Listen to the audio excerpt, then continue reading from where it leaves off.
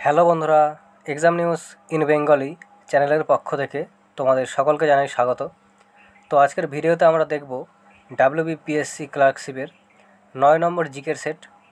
আর আরেকবার বলে রাখি, আমার এই ভিডিও করার প্রধান উদ্দেশ্য শুধুমাত্র এমসিকিউ টাইপের প্রশ্ন আর উত্তর বলা নয়, এই প্রত্যেকটি প্রশ্নের পিছনে যে এক্সট্রা ফ্যাক্ট হয় সেগুলো আলোচনা করা এবং প্রত্যেকটি অপশন নিয়ে আলোচনা করা।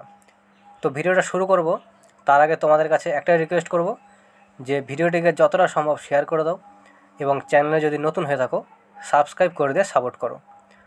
আর তোমাদের যদি এই জিকেগুলির বা সেটগুলির পিডিএফের প্রয়োজন হয় তাহলে তোমরা যে কোনো অঙ্কের ভিডিওতে যাও, অঙ্কের ভিডিওর কমেন্টে যাও, সেখানে হোয়াটসঅ্যাপ গ্রুপের লিঙ্ক দেওয়া আছে, ওখান থেকে তোমরা হোয়াটসঅ্যাপ গ্রুপে জয়েন হয়ে যাও। তো প্রথম যে প্রশ্নটা দেখো, সিন্ধু সভ্যতার অধিবাসীদের প্রধান জীবিকা কী ছিল? অপশানগুলি দেখো, কৃষি, শিকার, পশুপালন, বাণিজ্য। তো এটার সঠিক উত্তর তো হবে কৃষি, অপশান এ সঠিক উত্তর। আর তোমাদের এটা সম্পর্কে যেটা জানতে হবে সেগুলি হচ্ছে, এখানে মানে সিন্ধু সভ্যতায় মূর্তি পূজা করা হতো মাতৃদেবীর। আর এখানে কার্পাস চাষ হয়েছিল প্রথম।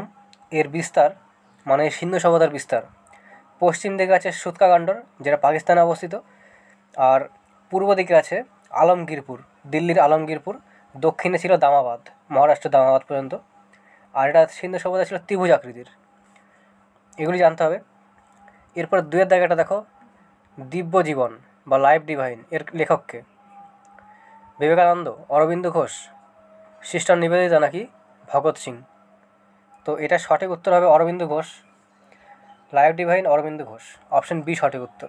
আর এর পাশাপাশি তোমাদের আরও কিছু পুস্তকের নাম এবং তার লেখকের নাম জানতে হবে। সেগুলো হচ্ছে the India story, Bimal Jalan. আর তোমরা যদি মনে করো নোট করে নেবে তাহলে নোট করে নিতে পারো এগুলি, কারণ খুবই গুরুত্বপূর্ণ এগুলি। এছাড়া হচ্ছে গোল্ডেন বয়, নীরাজ চোপড়া, এর লেখক হচ্ছে Navdeep Gill. Jadunama, Javed Akhtar. Wealth in nation, Adam Smith. Unbreakable, MC Mary Kom. White tiger, Aravind Adiga. The god of small thing, Arundhati Roy. I do what I do, এর লেখক হচ্ছে রঘুরাম রাজান। এগুলো মনে রাখতে হবে। এরপর তিনের দাগে একটা দেখো, রঙ্গস্বামী কাপ কোন খেলার সাথে যুক্ত? তো এটা হকির সাথে যুক্ত, রঙ্গস্বামী কাপ। আর হকির সাথে যুক্ত আরও কিছু কাপ আছে, সেগুলি হচ্ছে, একটা তো রঙ্গস্বামী কাপ, এছাড়াও Dhyanchand cup, Aga Khan cup, Indira Gandhi gold cup, এগুলো সব হকির সাথে যুক্ত। এবার অপশান এতে দেখো, ফুটবল। ফুটবলের সাথে কী কী যুক্ত? Durand cup, Subroto cup, Nehru gold cup, Santosh trophy, rovers cup, raiders cup, এগুলো সব হচ্ছে ফুটবলের সাথে। এরপরে দেখো গল্ফটা গুরুত্বপূর্ণ। গল্ফের সাথে যুক্ত হচ্ছে বাকার cup, Ryder cup, prince of Wales cup, এগুলি সব গল্পের সাথে। তো এরপরে চারের দাগে এটা দেখো, TRAI এর সম্পূর্ণ নাম কি? তো এটার সম্পূর্ণ নাম হচ্ছে telecom regulatory authority of India. তাহলে এখানে দেখো, telecom regulatory authority of India, option D সঠিক উত্তর। অপশন ডি এখানে সঠিক উত্তর। আর এটা সম্পর্কে তোমাদের জানতে হবে যে TRAI এর স্থাপনা হয়েছিল 1997 সালে এবং বর্তমানে যে চেয়ারম্যান বা চেয়ারপারসন, তার নাম হচ্ছে অনিল কুমার লাহোটি। অনিল কুমার লাহোটি, ইনি বর্তমানে চেয়ারম্যান, এটাও জানতে হবে। এরপরে পাঁচের দাগে এটা দেখো, নিম্নলিখিত কোনটি জাতিসংঘ বা ইউএনের অঙ্গ নয়? তো এখানে সঠিক উত্তর যেটা হবে সেটা হচ্ছে অপশন ডি, রাজ্য পরিষদ। আর এই ভিডিওর মাধ্যমে তোমাদের সম্পূর্ণ ইউএন সম্পর্কেই তোমাদের এখানে আলোচনা করব, যেটা পরীক্ষার জন্য গুরুত্বপূর্ণ। তো দেখো, ইউএনের মোট 6টা অঙ্গ আছে। তার আগে তোমাদের জানতে হবে ইউএন সম্পর্কে, যে ইউএনের স্থাপনা কত সালে হয়েছিল। তো এটার স্থাপনা হয়েছিল 24শে অক্টোবর 1945 সালে। আর এর যে নবীনতম সদস্য দেশ, সেটা হচ্ছে দক্ষিণ সুদান। এবার দেখো, ইউএনের মোট 6টা অঙ্গ কী কী? ট্রাস্টশিপ কাউন্সিল। আর এর কাজ কি? এর হচ্ছে ট্রাস্টের জন্য যে টাকা জোগাড় করা, সেটা হচ্ছে এর কাজ, ট্রাস্টশিপ কাউন্সিল। আন্তর্জাতিক কোর্ট, ইন্টারন্যাশনাল কোর্ট, এটা সম্পর্কে তোমাদের জানতে হবে যে এটা অবস্থিত নেদারল্যান্ডের হেগ শহরে। আর এখানে জর্জের সংখ্যা হচ্ছে 15 জন। এবং এই জর্জের কার্যকাল 9 বছর। এটা খুবই গুরুত্বপূর্ণ। এই আন্তর্জাতিক কোর্টের জর্জ বিচারপতির সংখ্যা হচ্ছে 15 জন এবং এই বিচারপতিদের কার্যকাল 9 বছর। আর এখানে জর্জ হওয়া প্রথম ভারতীয় হচ্ছে নরেন্দ্র সিং প্রথম ভারতীয়। এবার দেখো সামাজিক ও আর্থিক পরিষদ, এটা আমাদের পরীক্ষার জন্য খুবই গুরুত্বপূর্ণ। তো যে বড় বড় সংস্থাগুলি সব এর মধ্যেই পড়ে। এখানে দেখো প্রথমে কী আছে, WTO, ওয়ার্ল্ড ট্রেড অর্গানাইজেশন। এর স্থাপনা হয়েছিল 1 জানুয়ারি 1995 সালে। হেডকোয়ার্টার হচ্ছে জেনেভায় অবস্থিত। আর মোট সদস্য সংখ্যা হচ্ছে 164টি দেশ। আর বর্তমানে যে হেড, তার নাম হচ্ছে নাগোজি ওঙ্কাচা ইবেলা। এটা গুরুত্বপূর্ণ আছে। প্রথমটা হলো। দ্বিতীয়টা হু, ওয়ার্ল্ড হেলথ অর্গানাইজেশন। এটা সম্পর্কে কী জানতে হবে? এটার স্থাপনা হয়েছিল 7 এপ্রিল 1948 সালে। আর এর যে হেডকোয়ার্টার সেটা অবস্থিত জেনেভাতে। এর হেড হচ্ছে ডক্টর টেড্রস। এরপর দেখো আইএলওর হেডকোয়ার্টার জেনেভায় অবস্থিত। আর আইএলওর স্থাপনা হয়েছিল 1919 সালে এবং মোট সদস্য দেশ হচ্ছে 187টি দেশ। আর বর্তমানে হেড হচ্ছে গিলবার্ট। আর এরপরে দেখো এফএও সম্পর্কে জানতে হবে। সম্পূর্ণ নাম কি? সম্পূর্ণ নাম হচ্ছে ফুড অ্যান্ড এগ্রিকালচার অর্গানাইজেশন। এটা হেডকোয়ার্টারে অবস্থিত রোম, ইতালির রোম। এরপর দেখো ICAO, এর সম্পূর্ণ নাম হচ্ছে ইন্টারন্যাশনাল সিভিল অ্যাভিয়েশন অর্গানাইজেশন। আর এটা হচ্ছে বিমান বা জাহাজ সম্পর্কিত এই সংস্থাটা। এরপর দেখো ইউনিসেফের সম্পূর্ণ নাম কি? অনেক সময় সম্পূর্ণ নাম চলে আসে। সম্পূর্ণ নাম হচ্ছে United nation international child emergency fund. এরপরে দেখো IMF আর বিশ্বব্যাংক, এই দুটোর স্থাপনা হয়েছিল 1944 থেকে 45 সালে ব্রিটেন উডস সম্মেলন দ্বারা। আর এই দুটির হেডকোয়ার্টার অবস্থিত ওয়াশিংটন ডিসিতে। IMF-এর এক নবীনতম বা 190তম সদস্য দেশ এন্ডোরা। আর একটা গুরুত্বপূর্ণ প্রশ্ন, এই প্রশ্নটা প্রিভিয়াস ইয়ারে এসছে, যে কোন দুটি আন্তর্জাতিক সংস্থাকে যমজ বোন বলা হয়? তো এই দুটো সংস্থাকে যমজ বোন বলা হয়, IMF ও বিশ্বব্যাংক। এরপর দেখো সচিবালয় আছে। সচিবালয়ের বর্তমান যে হেড, তার নাম হচ্ছে অ্যান্টোনিও গুটারেস। আর এখানকার মহাসচিবের কার্যকাল হয় 5 বছর। এবার দেখো মহাসভার সদস্য 193টি দেশ। একে পৃথিবীর লঘু সংসদ বলা হয়। আর এখানকার অধ্যক্ষের কার্যকাল হয় 1 বছর। এরপর দেখো security council, UNSC security council. এখান থেকে গুরুত্বপূর্ণ যেটা আছে সেটা হচ্ছে এর যে মোট সদস্য হয় 15টি দেশ। এই 15টি দেশের মধ্যে 5টি দেশ হয় স্থায়ী আর 10টি দেশ হয় অস্থায়ী। আর অস্থায়ীদের কার্যকাল হয় 2 বছর, মানে এই 10টা দেশের কার্যকাল 2 বছর। আর এগুলি স্থায়ী, এর কার্যকাল নয়, এটা স্থায়ী। এগুলির কার্যকাল 2 বছর। আর এই 5টা দেশের নামও মনে রাখো তোমরা: আমেরিকা, রাশিয়া, চীন, ফ্রান্স আর হচ্ছে ব্রিটেন। এই 5টা দেশ। তো এগুলি তোমরা চাইলে নোট করে নিতে পারো। এরপরে দেখো 6-এর দাগেরটা, কেন্দ্রীয় ধান গবেষণা কেন্দ্র কোথায় অবস্থিত? তো এটা সঠিক উত্তর তো হলো অপশন সি, কটকে অবস্থিত। আর এটা সম্পর্কে তোমাদের জানতে হবে। অপশন ডিতে দেখো রাজমুন্দ্রি। এখানে কি অবস্থিত? অন্ধ্রপ্রদেশের রাজমুন্দ্রি। এখানে তামাক গবেষণা কেন্দ্র অবস্থিত, তামাক। আর এছাড়াও তোমাদের জানতে হবে যে আখ গবেষণা কেন্দ্র অবস্থিত কোয়েম্বাটুরে, আলু গবেষণা কেন্দ্র সিমলায় অবস্থিত। এগুলো জানতে হবে। এরপরে 7-এর জায়গাটা দেখো, কেন্দুলি মেলা কোথায় পালিত হয়? তো এটা পশ্চিমবঙ্গে তো পালন হয়ই। আর পশ্চিমবঙ্গের এটা পালন হয় হচ্ছে বীরভূম জেলায়। অপশন এ এখানে সঠিক উত্তর, বীরভূমে পালন করা হয়। এরপর 8-এর দাগেটা দেখো, ভারতের কতগুলি রাজ্যের সাথে নেপালের সীমা স্পর্শ করে? তো এটা গুরুত্বপূর্ণ প্রশ্ন। এর সঠিক উত্তর হবে 5টি রাজ্যের সাথে। অপশন সি সঠিক উত্তর। আর এই 5টি রাজ্য কী কী তাহলে? রাজ্যগুলি হচ্ছে উত্তরাখণ্ড, উত্তরপ্রদেশ, বিহার, সিকিম আর হচ্ছে পশ্চিমবঙ্গ। এই 5টা রাজ্যের সাথে স্পর্শ করে নেপালের সীমা। এরপরে 9-এর দাগে একটা দেখো, নিচের কোন নদীটি খাড়ি বা এস্টুয়ারি তৈরি করে? তো খাড়ি তৈরি করা যে পশ্চিমবাহী নদীগুলি আছে সেগুলির নাম হচ্ছে নর্মদা, তাপ্তি, পেরিয়র। এগুলি সব এস্টুয়ারি তৈরি করে। এরপরে 10-এর দাগে একটা, রাজ্যের রাজ্যপালকে কে শপথ বাক্য পাঠ করায়? হাইকোর্টের প্রধান বিচারপতি, রাষ্ট্রপতি, সুপ্রিম কোর্টের প্রধান বিচারপতি নাকি উপরাষ্ট্রপতি? তো এটার সঠিক উত্তর হবে সেই রাজ্যের হাইকোর্টের প্রধান বিচারপতি, মানে যে রাজ্যের রাজ্যপাল সেই রাজ্যের হাইকোর্টের প্রধান বিচারপতি। অপশন এ সঠিক উত্তর। আর এটা সম্পর্কে তোমাদের জানতে হবে যে এই যে রাজ্যপাল এর ধারণাটা নেওয়া হয়েছে কানাডা থেকে। শপথ গ্রহণ তো হাইকোর্টের প্রধান বিচারপতি করায়।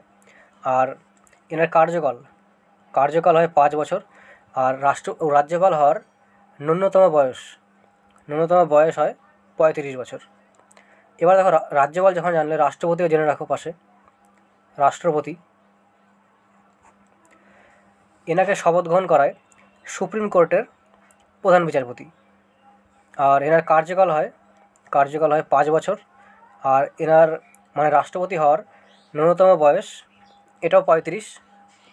এবং এটা সম্পর্কে জানতে হবে যে এখনও পর্যন্ত পরপর 2বার রাষ্ট্রপতি হয়েছে একমাত্র রাজেন্দ্র প্রসাদ।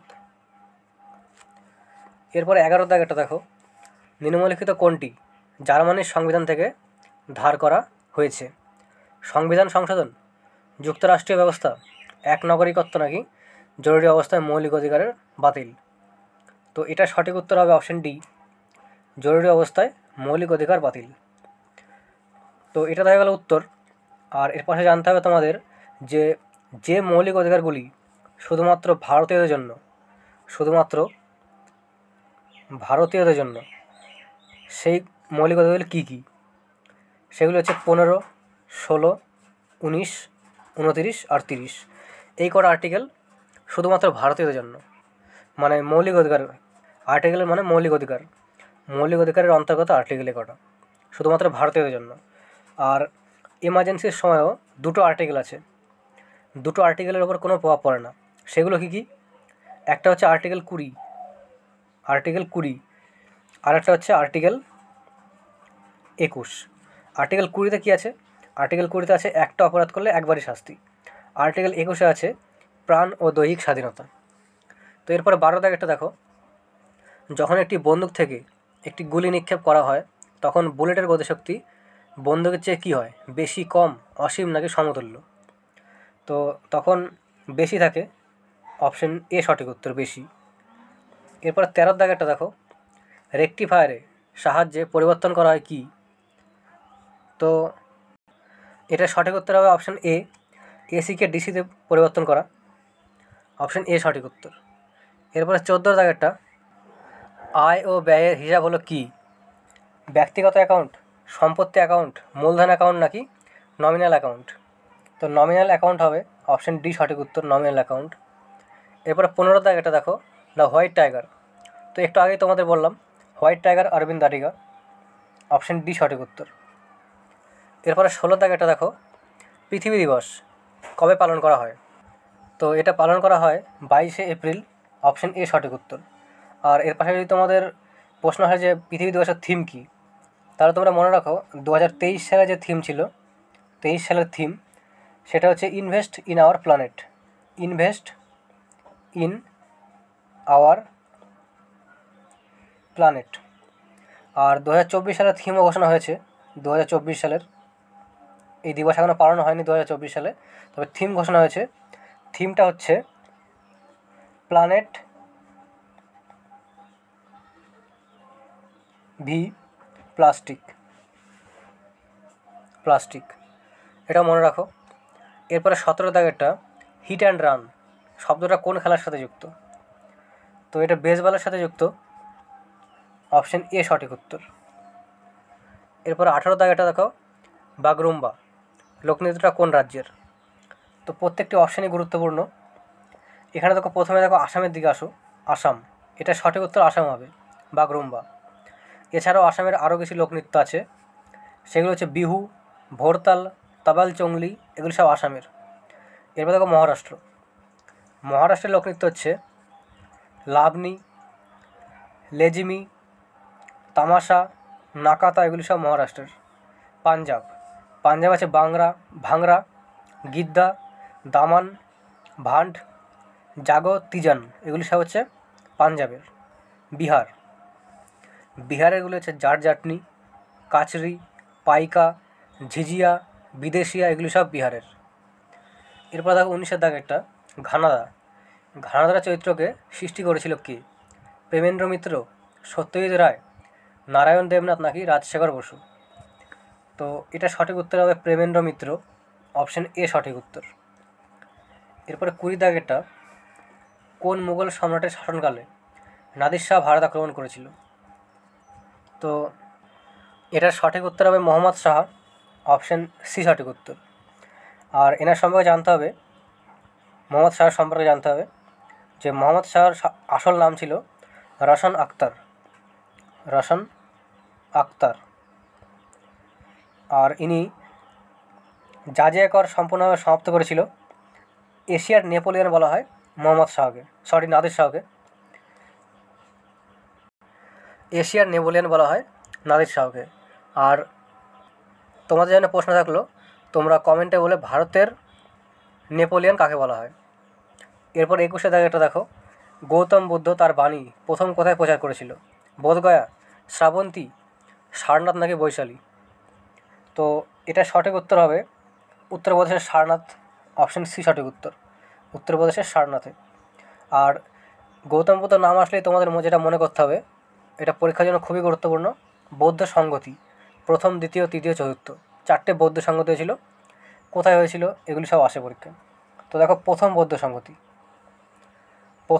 সংগতি হয়েছিল 483 খ্রিস্টপূর্বাব্দে, 483 খ্রিস্টপূর্বাব্দে।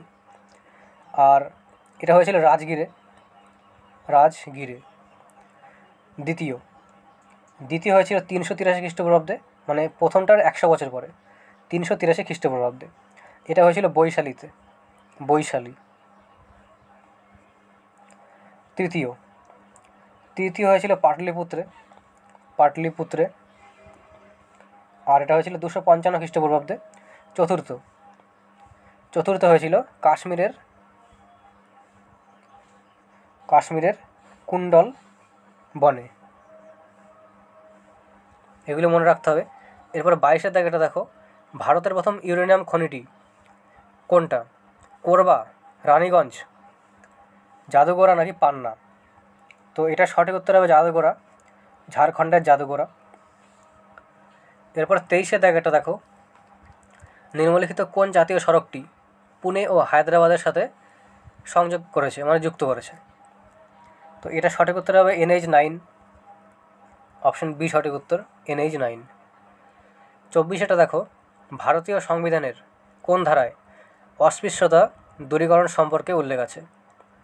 তো এখানে দেখো প্রত্যেকটি অপশানই গুরুত্বপূর্ণ। তো এটা সঠিক উত্তর যেটা হবে সেটা হচ্ছে আর্টিকেল 17, অস্পৃশ্যতার সমাপ্তি, আর্টিকেল 17। আর্টিকেল 15 কী আছে? আর্টিকেল 15 আছে, জাতি, ধর্ম, লিঙ্গ ও জন্মস্থানের ভিত্তিতে কাউকে ভেদাভেদ করা যাবে না। আর্টিকেল 16তে আছে সরকারি চাকরিতে সমানতা, এটা অতটা গুরুত্বপূর্ণ নয়। এরপর ডিএটা দেখো, 18 নম্বর আর্টিকেল, এটা গুরুত্বপূর্ণ। এটা হচ্ছে উপাধির সমাপ্তি, তবে কিছু কিছু উপাধি রাখা যায়, যেমন সেনাদের, ডক্টরদের, প্রফেসরদের, এদের দেওয়া উপাধি রাখা যায়। তো এরপরে 25-এর দাগ এটা দেখো, অম্লবৃষ্টির জন্য দায়ী হলো কি? কার্বনের অক্সাইড, সিসার অক্সাইড, সালফারের অক্সাইড নাকি হাইড্রোকার্বন? এটা সঠিক উত্তর হবে সালফারের অক্সাইড, অপশন সি। এরপরে 26-এর দাগ এটা দেখো, শামুক দ্বারা পরাগযোগকে কী বলে? তো এটা সঠিক উত্তর হবে মেলাকোফিলি, অপশন সি সঠিক উত্তর, মেলাকোফিলি। এরপরে দেখো 27-এর দাগেরটা, তেন্ডুলকর কমিটি কী কারণে গঠিত হয়েছিল? বেকারত্ব পরিমাপে, বৃদ্ধির হার পরিমাপে, দারিদ্র্য পরিমাপ নাকি কৃষিদ্রব্য পরিমাপ? তো এটা সঠিক উত্তর হবে দারিদ্র্য পরিমাপে, অপশন সি সঠিক উত্তর, তেন্ডুলকর কমিটি দারিদ্র্য পরিমাপের সাথে যুক্ত। এরপরে দেখো 28-এর দাগেরটা, বাংলার তারিকা আন্দোলনের নেতা কে ছিল? দুদু মিয়া, সৈয়দ আহমেদ, হাজী শরিয়তুল্লাহ নাকি তিতুমির? তো এই প্রশ্নটা তোমাদের জন্য থাকলো, তোমরা কমেন্টে এর উত্তর বলবে, এটা তোমাদের জন্য থাকলো। এরপরে 29-এর দাগেরটা দেখো, জ্যাব, পাঞ্চ শব্দগুলি কোন খেলার সাথে যুক্ত? তো তো এটা তোমরা দেখেই বুঝতে পারবে পাঞ্চ পাঞ্চ শব্দটা অবশ্যই বক্সিনের সাথে যুক্ত হবে, তার মানে এটা সঠিক উত্তর হবে বক্সিনের সাথে, অপশন এ সঠিক উত্তর। এরপর 30 দাগেরটা, অরণ্যের অধিকার কে লিখেছেন? আশাপূর্ণা দেবী, মহেশ্বরা দেবী, বিভূতিভূষণ বন্দ্যোপাধ্যায় নাকি মানিক বন্দ্যোপাধ্যায়? তো এটা লেখা হচ্ছে মহেশ্বরা দেবী, অপশন বি সঠিক উত্তর, মহেশ্বরা দেবী। এরপর 31 দাগেরটা দেখো, শুভা মুদগল নিম্নলিখিত কোন ক্ষেত্রের সাথে যুক্ত? তো ইনি শাস্ত্রীয় সঙ্গীতের সাথে যুক্ত, অপশন ডি সঠিক উত্তর, শাস্ত্রীয় সঙ্গীত। সুইডেনের রাজধানীর নাম কি? কাম্পালা, স্টকহোম, বার্ন নাকি অসলো? তো সুইডেনের রাজধানীর নাম হচ্ছে স্টকহোম, অপশন বি সঠিক উত্তর। এবার দেখো বাকি অপশনগুলি। কাম্পালা এটা কোথাকার রাজধানী? তো এটা হচ্ছে উগান্ডা, উগান্ডার রাজধানী কাম্পালা। বার্ন, বার্ন হচ্ছে সুইজারল্যান্ডের বার্ন। অসলো, অসলো হচ্ছে নরওয়ের রাজধানী অসলো। এরপর 33 জায়গাটা, ভারতের কোন জায়গাটি কালাপানি নামে পরিচিত? লাক্ষাদ্বীপ, কচ্ছ উপসাগর, কেরালার ব্যাকওয়াটার, আন্দামান নিকোবর? সঠিক উত্তর হবে আন্দামান নিকোবর, অপশন সি। এরপর 34 দাগেরটা, পশ্চিমবঙ্গের কোন জেলায় সবথেকে বেশি তামাক উৎপাদন হয়? কোচবিহার, আলিপুরদুয়ার, মুর্শিদাবাদ নাকি পূর্ব মেদিনীপুর? তো সবথেকে বেশি হয় কোচবিহারে, অপশন এ সঠিক উত্তর। প্রশ্নটা গুরুত্বপূর্ণ, কারণ এই প্রশ্নটা 2016 সালের WBCS পরীক্ষাতেও এসেছিল। এরপরে 35 দাগেরটা দেখো, রাষ্ট্রপতি নির্বাচন সংক্রান্ত বিরোধে চূড়ান্ত সিদ্ধান্ত নেওয়ার অধিকার কার আছে? লোকসভা, নির্বাচন কমিশন, প্রধানমন্ত্রী নাকি সুপ্রিম কোর্ট? তো এটা সঠিক উত্তর হবে সুপ্রিম কোর্ট, অপশন ডি সঠিক উত্তর, সুপ্রিম কোর্ট। আর এখানে তোমরা জানতে হবে যে রাষ্ট্রপতি নির্বাচনে কে কে ভাগ নেয়। তো রাষ্ট্রপতি নির্বাচনে ভাগ নেয় লোকসভা, রাজ্যসভা আর বিধানসভার নির্বাচিত সদস্যরা।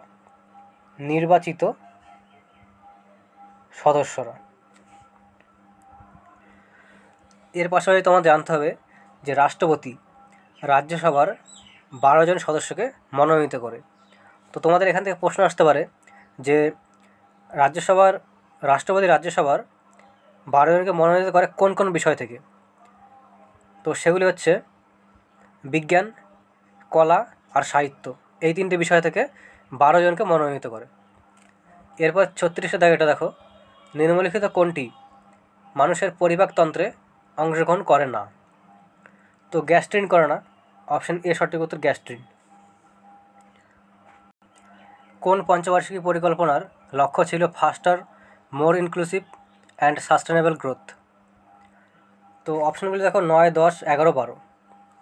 এটা যে সঠিক উত্তর হবে সেটা হচ্ছে 12তম।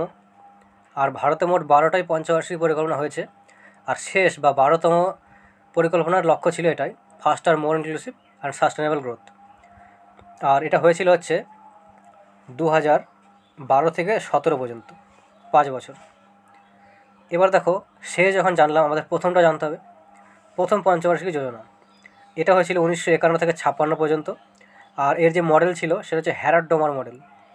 এর উদ্দেশ্য ছিল কৃষি ও সেচের বিকাশ। এবার দ্বিতীয়টা জানতে হবে, দ্বিতীয় পঞ্চবার্ষিকী যোজনা। এটা হয়েছিল 1956 থেকে 61 পর্যন্ত।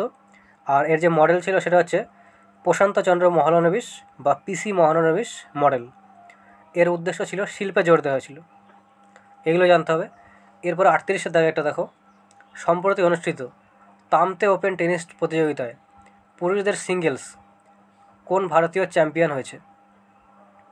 তো এটা সঠিক উত্তর হবে সুমিত নাগাল, অপশন ডি সঠিক উত্তর, সুমিত নাগাল। এগুলো সব কারেন্টের ঘটনা। এরপরে 39 দাগেরটা, জলাতঙ্ক রোগ মোকাবিলায় 2023 সালের প্রচেষ্টার থিম কী? তো এটা জানার আগে তোমাদের জানতে হবে জলাতঙ্ক রোগের এই দিবস বা র্যাবিস ডে এটা কবে পালন করা হয়? তো এটা পালন করা হয় 28শে সেপ্টেম্বর পালন করা হয়। আর 2023 সালে যে থিম হচ্ছে all for one health for all, option C সঠিক উত্তর। এরপরে 40 দাগেটা দেখো, স্বচ্ছ ভারত মিশনের দ্বিতীয় ধাপে কত শতাংশ গ্রামে ওডিএ প্লাস মর্যাদা পেয়েছে। তো এটা সঠিক উত্তর হবে অপশান এ 75%। তো আজকের মতো এটুকুই। আর কোনো প্রশ্ন নিয়ে যদি অবজেকশান থাকে বা কনফিউজ থাকে তোমরা কমেন্টে জানাও, পরের ভিডিওতে ক্লিয়ার করে দেবো। এবং তোমাদের ভিডিও শেষে তোমাদের আরও একবার রিকোয়েস্ট করব যে ভিডিওটিকে খুব বেশি করে শেয়ার করে দাও, আর চ্যানেলে যদি নতুন হয়ে থাকো সাবস্ক্রাইব করে দিয়ে সাপোর্ট করো। ধন্যবাদ।